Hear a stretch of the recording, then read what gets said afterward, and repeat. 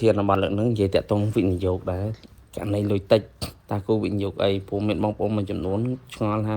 លុយតិចទិញដីក៏មិនកើតទិញផ្ទះក៏មិនកើតយកធ្វើកើតវាចំនួនតិចយើងមិនដឹងថាវិនិយោគលើអីចឹងណាហើយបើសិនវិនិយោគខ្លះយើងមិនដឹងទេខ្លាចខាតផងខ្លាចអីអញ្ចឹងគួរតែធ្វើអីគួរធ្វើយ៉ាងម៉េចព្រោះយើងអត់ដឹងធ្វើម៉េចអញ្ចឹងយើងមានអារម្មណ៍ថាដូចជានៅមិនសុខក្នុងចិត្តណាចឹងខ្ញុំចង់ប្រាប់ទៅបងប្អូនអស់គ្នាអ្នកដែលគិតថាខ្លួនឯងអត់ទាន់មានលុយច្រើនក្នុងការវិនិយោគទៅក្នុងវិស័យណាមួយដែលយើងចង់វិនិយោគអីចឹងណាចឹងគួរទៅវិនិយោគលើអីដំណោះស្រាយល្អបំផុតគឺសន្សំទុកសិនឲ្យវាបានច្រើនហើយមួយទៀតយកពេលវេលារបស់យើងហ្នឹងយកទៅផ្ចង់ទៅលើការអភិវឌ្ឍខ្លួនដើម្បីបរិយាចំណូលបន្ថែមបើថាយើងធ្វើការធ្វើមកឲ្យសមត្ថភាពយើងខ្លាំងដើម្បីឲ្យយើងនឹងឡើងឋានៈឡើងតំណែងហើយប្រាក់ខែឡើងច្រើនជាងមុន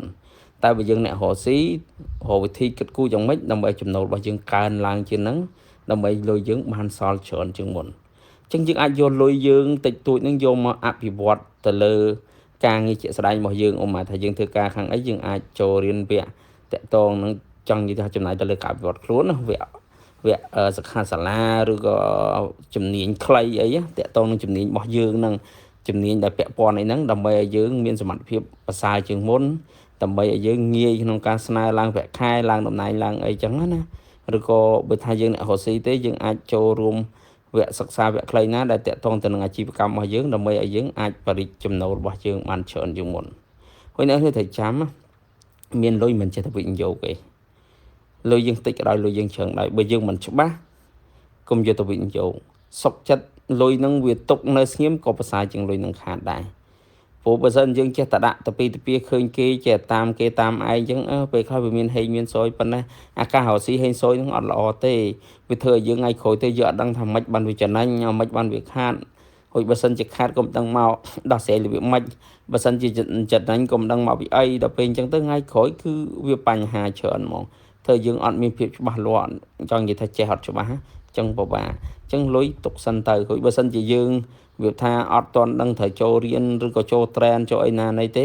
ទុកទៅសំទុកសិនហើយយើងដកវាទុកហើយទៅយើងបន្តសំទៀតទៅដល់ពេលយើងបានកម្រិតមួយចំនួនមួយដែលយើងគិតថាគ្រប់គ្រាន់ដែលយើងអាចទិញអីមួយវិនិយោគបានឬក៏ទិញភាគហ៊ុនក្រុមហ៊ុនឬក៏អីបានអានឹងយើងវិនិយោគទៅបើយើងអត់តន់គ្រប់ទេយើងទុកសិនទៅអានឹងដូចយើងហាត់បដាល់អញ្ចឹងគេសួរថាអូខ្ញុំទៅហាត់អញ្ចឹងខ្ញុំធ្វើមិនឡើងវាយបានអូបើយើងកម្លាំងអត់តន់ដល់យើងចេះតែវាយឲ្យគេវាយបែកមុខបែកមាត់នឹងមិនឈ្នះហើយចង់និយាយថាអត់ឈ្នះហ្នឹងវានាំឲ្យកំណត់ត្រាអាក្រក់យើងប្រកួតចាញ់ហើយមួយទៀតមិនត្រឹមប៉ុណ្ណឹងបានឈឺខ្លួនទៀតអត់ចំណេញទេអញ្ចឹងវឹកហាត់បន្ថែមទៀតសិនដើម្បីយើងមានសមត្ថភាពគ្រប់គ្រាន់ពេលយើងឡើងវាយយ៉ាងហោចក៏ត្រូវតែសង្ឃឹមឈ្នះឲ្យបានច្រើនដែរបើថាមិនសង្ឃឹមឈ្នះទេអានឹងកំឡោតអីវាអត់ចំណេញណាអញ្ចឹងកន្លែងហ្នឹងគឺយើងត្រូវគិតគូរពិចារណាចំណុចហ្នឹងព្រោះបើយើងអត់គិតគូរទេអាហ្នឹងយើងងាយក្នុងការខាត់បងមែនតើហើយបន្តមកទៀតសួរថាគូវិនិយោគអីមុនគេបើសិនយើងអត់ដឹងវិនិយោគអីចំពោះកំណត់ខ្ញុំគិតថាបើសិនជាយើងអត់តន់មានផ្ទះហើយណាយើងគូវិនិយោគលើផ្ទះមុនគេអង្គបើសិនជាយើងអត់ផ្ទះហើយយើងអ្នកធ្វើការធម្មតាយើងអត់មានជំនាញទៅវិនិយោគទៅលើដីធ្លីលើអីណានៃចងការប្រាក់អីណាដូចគេអញ្ចឹងយើងវិនិយោគលើផ្ទះទៅព្រោះដោយសារអីយើងមិននៅផ្ទះជួលបើយើងនៅផ្ទះជួលយើងទិញផ្ទះទៅអញ្ចឹងយើងចង់និយាយថាយើងអាចយកលុយអាជួលផ្ទះហ្នឹងយកទៅបង់ជំនួសការប្រាក់ផ្ទះដែលយើងទិញនឹងបានអាហ្នឹងយើងអាចគិតអញ្ចឹងក៏បានដែរព្រោះបើយើងជួលផ្ទះគេយើងអស់លុយដែរហ្នឹងអញ្ចឹងយើងអាចរកទិញផ្ទះណាដែលយើងគណនាមើលទៅអត្រាការប្រាក់ដែលយើងបង់លើផ្ទះហ្នឹងប្រហែលជាមួយនឹងតម្លៃផ្ទះឈ្នួលផ្ទះហ្នឹងអត្រាការប្រាក់មិនមែនការបង់ប្រចាំខែមានន័យថាយើងគណនាទៅចំនួនការប្រាក់ដែលយើងបង់ទៅឲ្យបរិយាឬក៏ធនាគារហ្នឹងគឺប្រហែលចំនួនថ្លៃឈ្នួលផ្ទះដែលយើងជួលហ្នឹងអញ្ចឹងមានន័យថាដូចយើងទិញផ្ទះមួយដែលបង់អត់មានការប្រាក់អញ្ចឹងព្រោះយើងគិតថាយកការប្រាក់ស្មើទៅនឹងអាថ្លៃយើងជួលបន្ទប់អញ្ចឹងដូចយើងទិញផ្ទះមួយតម្លៃថេអញ្ចឹងមិនលួសនឹងតម្លៃថេអញ្ចឹងដល់ពេលយើងរាប់ឆ្នាំទៅអានឹងយើងបានផ្ទះជាមួយអានឹងបើសិនកាលនេះយើងអត់ដឹងថាត្រូវធ្វើអីព្រោះថាផ្ទះទោះបីជាវាមិនលក់ចំណេញលក់អីក៏វាឲ្យយើងបាននៅដែរយើងមានទីជម្រកអីសមរម្យអញ្ចឹងសូម្បីក្នុងសភៅតែ Richmond Babylon ក៏គេលើកទឹកចិត្តចឹងដែរកាលនេះយើងអត់ផ្ទះតែបើសិនជាយើងមានផ្ទះនៅផ្ទាល់ខ្លួនហើយអាហ្នឹងអត់ល្អទេទិញផ្ទះទុកចោលគឺអត់ល្អមែនតើព្រោះអត្រាការប្រាក់បើសិនជាមួយបរិយាផ្ទាល់ខ្ពស់ហាអត់ចំណេញទេ បើកម្ចីធនាគារយើងគ្រាន់បានបន្តិចណាប៉ុន្តែបើទិញទុកចោលគឺនៅតែអត់ចំណេញអត់ល្អហ្មងអត់ល្អទិញទុកចោលឬទិញរំពឹងជួលលុយបើយើងអត់ដឹងជួលធ្វើអីឬក៏យើងអត់ដឹងថាយកធ្វើអីទិញទុកចោលអាហ្នឹងអត់ល្អទេពោះផ្ទះថ្លៃអញ្ចឹងអត្រាការប្រាក់ខ្ពស់វាអត់ចេញប៉ុន្តែបើសិនយើងទិញហើយយើងអាចជួលបានអាហ្នឹងអូខេ good យើងអាចពិចារណាទិញបានបើសិនយើងទិញហើយយើងអាចជួលប៉ុន្តែខ្ញុំនិយាយម្ដងទៀតបើសិនទិញទុកចោលកុំទិញស្ដាយលុយសុខចិត្តទុកលុយសិនទៅសន្សំថែមទៀតទៅបើសិនដល់ពេលណាយើងអាចទិញរបស់ណាមួយបានគ្រប់ហ្មងយើងទិញហ្មង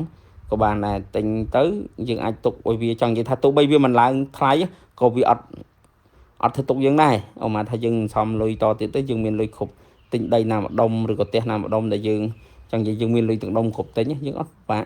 យើងទិញហើយអូមកថាវាអត់លន់ឡើងថ្លៃក៏យើងអត់ឈឺក្បាលព្រោះយើងអត់មានត្រូវពិបាកបង់សងទៅធនាគារឬក៏ម្ចាស់គម្រោងអីផងអញ្ចឹងយើងអត់ឈឺក្បាលហាត់ថ្ងៃទេ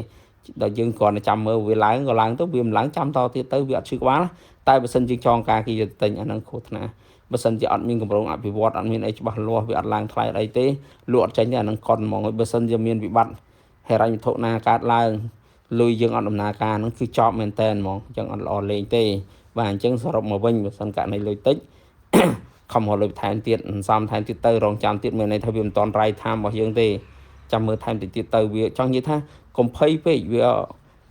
ស្អីក៏ដោយវាអត់ចេះអស់ទេយើងគិតមើលរាប់ចំនួនសិទ្ធិអចលនទ្រព្យក៏នៅតែមានដែរនឹងសិទ្ធិផ្នែកខាងកសិកម្មក៏នៅតែមានសិទ្ធិខាងពាណិជ្ជកម្មក៏នៅតែមានវានៅតែមានរហូតនឹងចង់និយាយវាអត់ចេះហួសទៅណាទៀតទេយ៉ាងច្រើនវាបត់ទៅទៀតសិទ្ធិបច្ចេកវិទ្យាសិទ្ធិអីតទៀតអញ្ចឹងណាអញ្ចឹងយើងរៀនសូត្របន្ថែមទៅយើងមានចំណេះដឹងយើងអាចស្វែងយល់យើងអាចយកចង់និយាយយើងអាចធ្វើការវិនិយោគទៅលើវិស័យផ្សេងទៅមុខទៀតដែលវាអាប់ដេតខុសពីជំនាន់ពីមុនណាដូចយើងសម័យមើលកាលពីខ្ទង់រាប់រយរាប់ពាន់ឆ្នាំមុនអ្នកមានជាងគេគឺខាងកសិកម្មហ្នឹងអ្នកណាមានដីស្រែច្រើនគឺមានតែ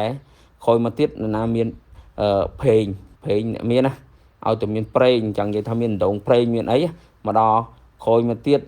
តកតងនឹងរ៉ែដូចមាសដូចអីអូអ្នកមានរ៉ែមាសអីមានដល់ឥឡូវស្អីគេមានគេអ្នកមាន data អូខេឥឡូវគេប្រកួតប្រជែងសង្គ្រាមកើតឡើងដោយសារតែរឿង data ហ្នឹងរឿងទិន្នន័យណាអញ្ចឹងអ្នកណាមានទិន្នន័យច្រើនអ្នកហ្នឹងគឺជាអ្នកមានណាអញ្ចឹងវាបត់បែនអញ្ចឹងពីមួយជំនាន់ទៅមួយជំនាន់បើយើងអត់រៀនអត់សូត្រទេយើងអត់ដឹងទេអត់ដឹងថាបត់បែនមិនអញ្ចឹងយើងការគិតពិចារណារបស់យើងក៏ខ្សោយជាងគេដែរអញ្ចឹងខ្ញុំលើកទឹកចិត្តអត់ដឹងធ្វើអីទេលុយដែលមានហ្នឹងយកមកអវត្តលើខ្លួនឯងយកមករៀនសូត្របន្តបើសិនជាការរៀនសូត្រខ្លះអត់ចាំបាច់ត្រូវប្រើលុយគ្រាន់តែអានសៀវភៅចំណាយតិចតួចទិញសៀវភៅអានឬក៏មករៀនតាមwebsite ដូចជា YouTube អីក៏គេមានបរិញ្ញាបត្រច្រើនឬក៏យើងអាចទិញ course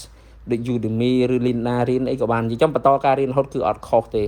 អត់ខុសបន្តរៀនរហូតទៅហើយមួយទៀតយើងអាច join mastermind group ជាមួយអ្នកដែលគេជោគជ័យជាងយើងដែលគេបកកែជាងយើងអញ្ចឹងរាប់អានមួយគេអញ្ចឹងទៅអញ្ចឹងមានឱកាសផ្សេងគេនឹងផ្ដល់ព័ត៌មានអីចឹងអញ្ចឹងយើងអាចចូលរួមមួយគេបានអញ្ចឹងខ្ញុំគិតថាកំណត់យោបល់ហ្នឹងធ្វើឲ្យបងប្អូនដែលគិតថាខ្លួនឯងនៅ